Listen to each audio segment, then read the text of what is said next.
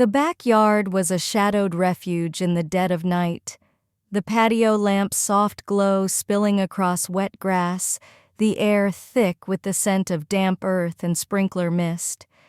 It was late, my husband asleep inside after a neighborhood barbecue, and I was there with Luke, our neighbor, and a friend of my husband's from poker nights, checking the sprinkler system after a leak complaint. The faint drip of water filled the silence, and when Luke stepped closer from behind his presence, tall, steady, pressed into my space, his deliberate touch stirring something reckless. He moved in, and I greeted him anyway, letting the night's haze consume me. I was 34, married to Dan, a man whose love was steady but faded like grass worn thin by time. Luke was different, broad, rugged, with hands that adjusted a hose with quiet strength and eyes that burned with unspoken want. His flannel shirt, damp from the mist, clung to his frame, the lamp's light tracing his strong shoulders. My sundress, a light cotton number, hugged my curves, catching the faint glow, and his gaze lingered slow, deliberate, waking a hunger I'd buried deep. My wedding ring glinted a faint protest, but it couldn't cool the fire rising in my chest, a heat that pulsed beneath my skin. The house was a distant hum beyond the yard, its life drowned by the drip of water and the faint rustle of leaves. Luke moved to a sprinkler head, his steps calm, almost deliberate, but his eyes were wild, untamed, searching.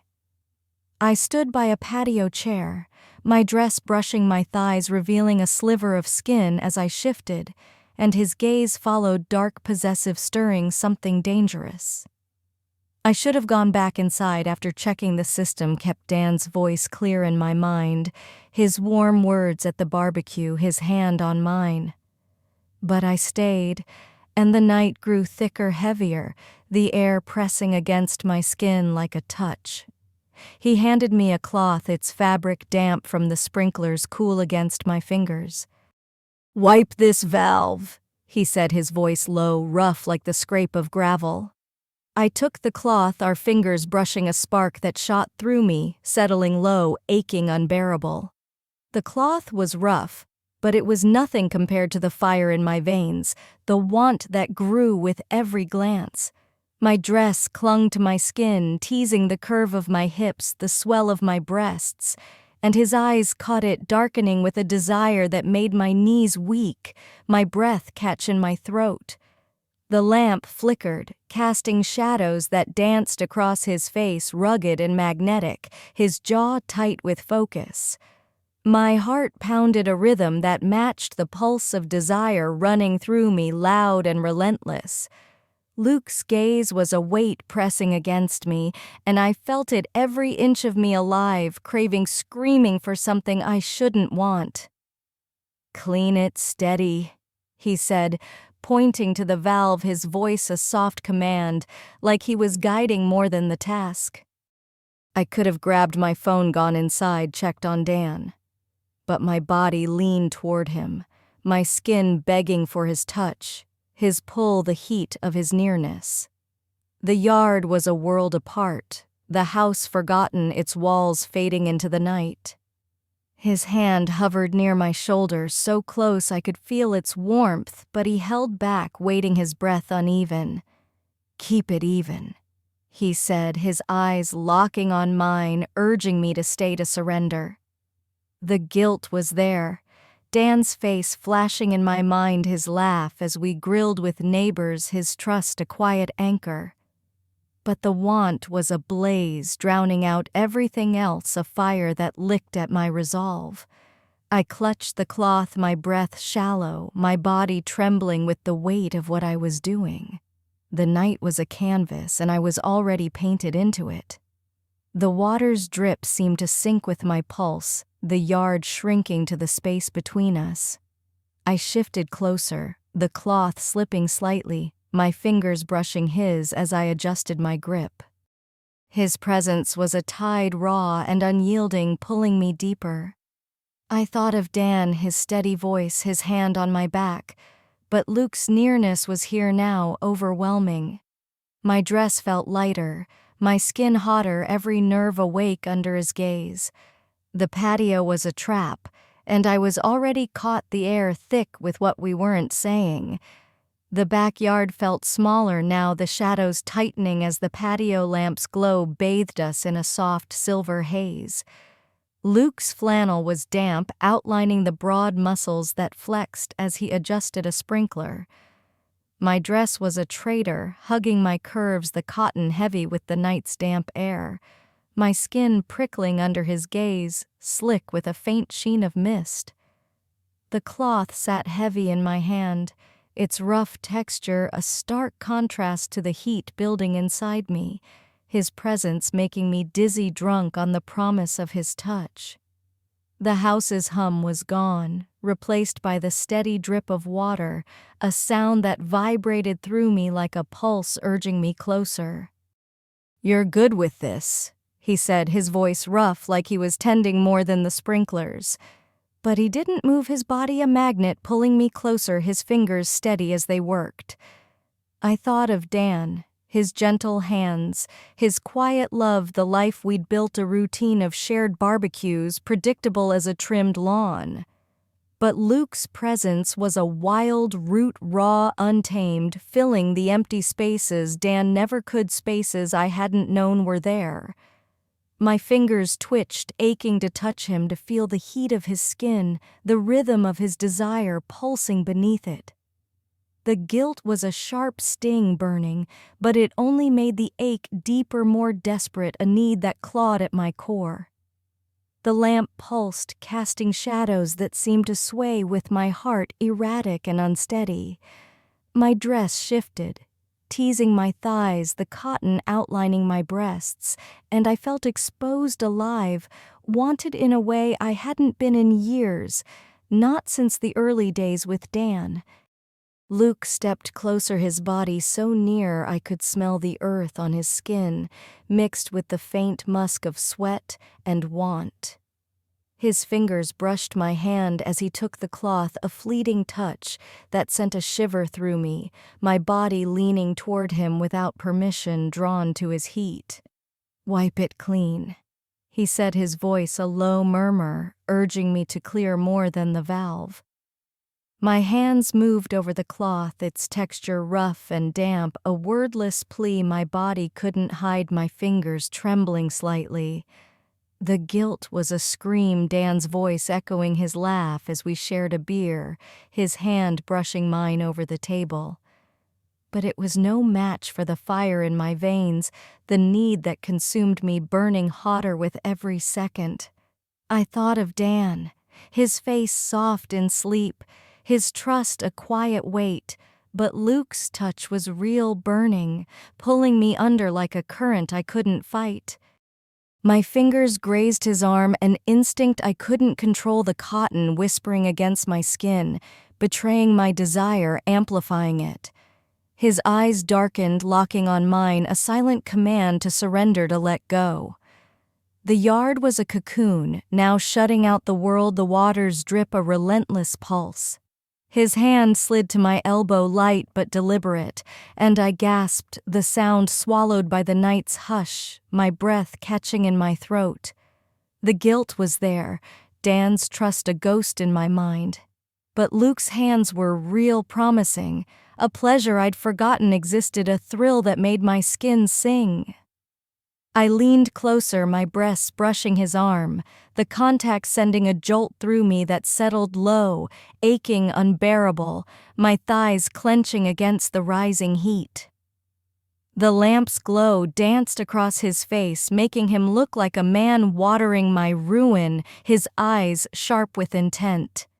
"Steady the flow," he whispered, his breath warm against my ear, sending a shiver through me that made my heart race, my body trembling with need. I couldn't hold back, didn't want to. My skin was on fire, my pulse pounding like the water's rhythm, relentless and consuming.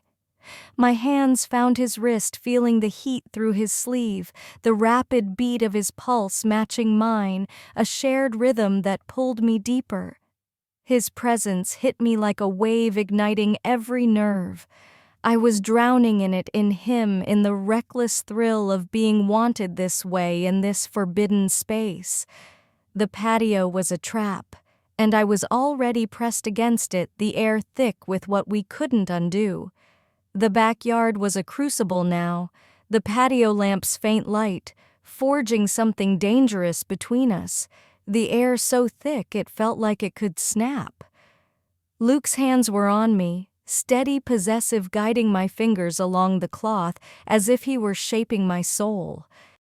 The glow was dim but searing, highlighting every curve of my dress, my skin prickling under his gaze, slick with the night's mist and my own rising desire. His touch was deliberate, each movement a pulse in a rhythm I couldn't resist, and I followed willingly, recklessly, my body alive with a hunger I couldn't name. My thighs trembled as they brushed against the chair, inviting him closer, begging for more. His fingers slid higher, grazing the bare skin of my neck beneath my dress, and I moaned, the sound soft, desperate, swallowed by the water's drip, my breath hitching in my chest. My body arched toward him, craving the contact, the sin, every nerve screaming for release. The guilt was a jagged edge cutting through me, sharp and relentless, but it only made the desire sharper, more urgent, a blade that carved deeper with every glance. His lips brushed my temple, a slow burning trail that made my head spin. My hands gripping his shoulders, nails digging into his flannel, anchoring me to this moment. The shadows danced, mirroring the chaos inside me, every movement a confession I couldn't take back. "Feel the rhythm," he murmured, his voice rough with need, his breath hot against my cheek, urging me to sink deeper into the moment, to let it consume me. But I couldn't pull back, wouldn't pull back, not now. The lamp caught the sheen of mist on his skin, making him look like a man flooding my ruin, his eyes blazing with a hunger that matched mine. My hand slid down his chest, feeling the broad muscle beneath his flannel, the rapid beat of his heart syncing with mine, a rhythm that drowned out the world.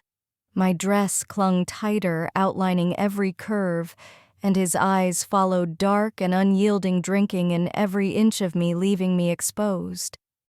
His hand moved higher, tracing the curve of my ribcage through my dress, his fingers brushing just beneath my breast, and I gasped, my body shuddering under his touch, a wave of heat crashing through me. The yard was a haze, the world reduced to the space between us, to the heat of his hands, the rhythm of my breath ragged and uneven.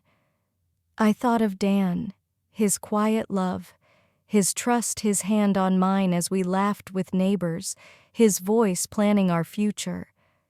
But the thought was fleeting, swept away by the storm of desire, a tide I couldn't fight.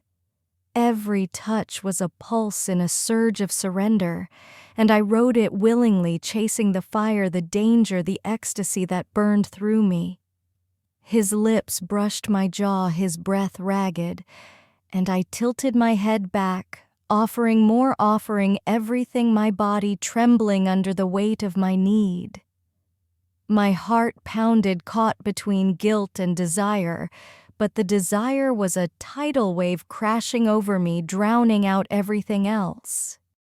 His hand slid lower, pressing my hips against the chair, and I moaned loud now, the sound mingling with the water's drip, raw and unfiltered. I was his, and he knew it, his touch binding me in ways I'd never be clean of, each moment a step further from who I'd been. Then it came, a sharp creak from the back door, Dan's voice calling my name, breaking the spell like a burst pipe. His trust flashed in my mind, clear and accusing, a weight I couldn't ignore, heavy as the guilt that surged back. I pushed against Luke's chest, my hands shaking, my breath ragged, my body still humming with want. He stepped back, his eyes dark with hunger, and something like regret, his presence lingering in the air like an echo. It was too late. The line had been crossed, and I'd greeted him anyway, letting the heat mark me forever. I stumbled away from the chair, my legs unsteady, my dress still clinging to me like a confession damp with mist and desire. The patio lamp's glow was dim now, but it couldn't hide the heat still burning inside me, a fire that refused to die. I grabbed my phone, my fingers fumbling clumsy with the weight of what I'd done, and rushed to the back door, the cool night air hitting me like a shock as I stepped inside. The walk to the kitchen was a blur of moonlight and guilt, my heart pounding with what I'd let happen, what I'd welcomed. Dan was inside his face, soft in my mind, peaceful, trusting as I stood by the sink staring at the counter, the guilt twisting like a knife in my gut. The days that followed were a fog of want and shame, a haze I couldn't shake. I went through the motions, cooking dinner, answering Dan's texts, but my mind was back in that backyard, back with Luke's hands, his eyes, his intensity that echoed in my chest. I saw him again across the fence, his gaze catching mine as he mowed his lawn. We didn't speak, but we didn't need to.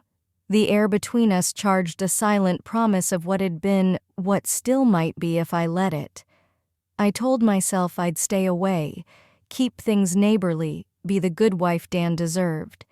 But every night as I lay awake, my body burned with the memory of a touch that wasn't his, a moment that rewired everything I thought I was.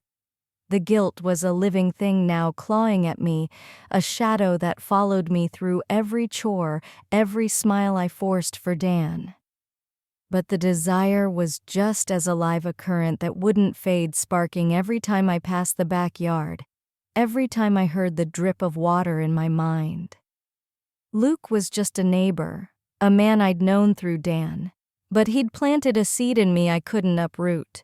I'd gone too far, greeted him, and now I'd never be whole again. The yard, the mist, his hands, they were branded into me, a mark I'd carry forever, a secret humming beneath my skin. I tried to focus on Dan, on the life we'd built, the quiet moments that once felt enough, his hand brushing mine as we watched TV, his voice planning our next barbecue. But the backyard lingered, its shadows creeping into my thoughts. Luke's intensity, a pulse I couldn't unfeel. I avoided him, kept my distance, but every creak of the gate, every flicker of a light brought it all back, the heat, the want, the guilt. I was torn, split between the woman I was and the one I'd let myself become in that yard, and I didn't know how to reconcile them, how to live with both. If this story set your heart racing, smash that like button, let it burn bright. If you think I'm a fool for staying in that yard, hit dislike. I deserve the shade. Drop a comment. What would you do in my place faced with that kind of heat? Subscribe for more stories that cut deep, raw, and unfiltered. Share this with someone who needs to feel the spark, and check out the next one.